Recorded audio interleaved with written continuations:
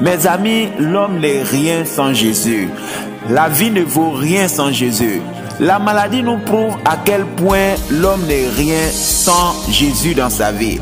Vous pouvez voir quelqu'un qui a beaucoup d'argent, vous pouvez voir quelqu'un qui a beaucoup de biens matériels, mais il suffit qu'une maladie incurable atteint la vie de cette personne, vous voyez la personne qui dépérit, vous voyez la personne qui commence à faner et toute sa vie commence à être détruite juste par une simple maladie. Mes amis, quand souvent on assiste à des scènes d'accident, quand vous voyez les blessures, quand vous voyez le sang, vous vous rendez compte à quel point la vie de l'homme ne vaut rien sans Jésus. L'homme oublie très vite, c'est ça. Remarquons un peu ce qui s'est passé au temps de coronavirus. Regardons un peu en arrière, mes amis. Lorsque ce fléau est arrivé, on a vu à quel point les grandes puissances de ce monde ont été sans force devant cette maladie qui est le coronavirus. On a vu des pays comme l'Italie, des gens jeter de l'argent dans les rues. Les gens se sont rendus à quel point l'argent ne vaut rien. Les gens se sont rendus à quel point la santé avait de la valeur. Les gens se sont rendus à quel point la vie de l'homme n'était rien.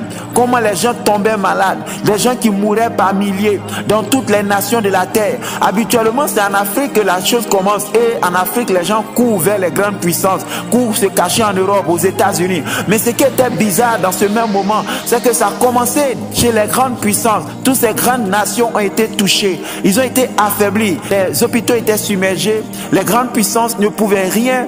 L'argent était faible face à cela. L'être humain était limité face à cela. Et des gens qui ont commencé à crier, oh Dieu, viens nous au secours. Parce que les gens ont compris que personne ne pouvait rien faire pour eux. On a vu des gens qui avaient des grandes entreprises qui ont été effondrées. On a vu des gens qui étaient sûrs que leur compte en banque était rassuré et ils ont été effondrés. Des familles qui ont été détruites, des gens qui sont morts par milliers, des vies qui ont été détruites, des gens qui avaient de grands avenirs. Tout s'est arrêté. Oh mes amis, la vie de l'homme n'est rien sans Jésus. On voit beaucoup de situations dans ce monde qui nous prouvent à quel point la vie de l'homme ne vaut rien sans Jésus. Sans Dieu, l'homme n'est rien. C'est pourquoi je viens parler vraiment au cœur d'un enfant de Dieu. Il faut chercher à donner ta vie à Jésus. Si une maladie comme coronavirus a effondré le monde au point que les grandes puissances se sont retrouvées à genoux, mes amis, si vous voyez des personnes qui ont l'argent dans ce monde, une seule maladie, ça vient et la personne est effondrée, ça veut dire qu'on doit ouvrir les yeux sur le fait que l'homme n'est rien. Aujourd'hui, quand tu vois quelqu'un, il suffit d'avoir un peu d'argent. Ta manière de parler avec l'orgueil, tu te crois quelqu'un. Mes amis, je vous assure, il suffit juste d'ouvrir les yeux et de regarder les cimetières et de comprendre que non, ça n'arrive pas qu'aux autres, qu'un jour, mon cimetière va exister aussi, et de comprendre que l'homme n'est rien sans Jésus. Ouvre les yeux. Voilà pourquoi le temps que tu as encore en vie sur la terre, pendant que tu marches sur cette terre-là, cherche à donner véritablement ta vie à Jésus, parce qu'un jour tu vas partir. Les belles voitures vont passer, les belles femmes vont passer, tout passera, mais la parole de Dieu demeure éternellement. C'est pourquoi pendant que tu es en vie, il faut chercher à donner ta vie à Jésus. Et ce qui est bizarre, c'est que la mort ne prévient pas. Tu ne sais pas quand le jour de ta mort va frapper. Tout peut basculer en un instant. Tu peux te réveiller un bon matin en bonne santé et puis tout bascule le soir. On a vu des gens qui se sont réveillés le matin, tout allait bien, mais le soir on te dit la personne est en train de mourir à l'hôpital. On ne sait pas expliquer comment des personnes avec qui tu viens de causer, ils rentrent à la maison, on t'appelle, on dit la personne est décédée. C'est incroyable.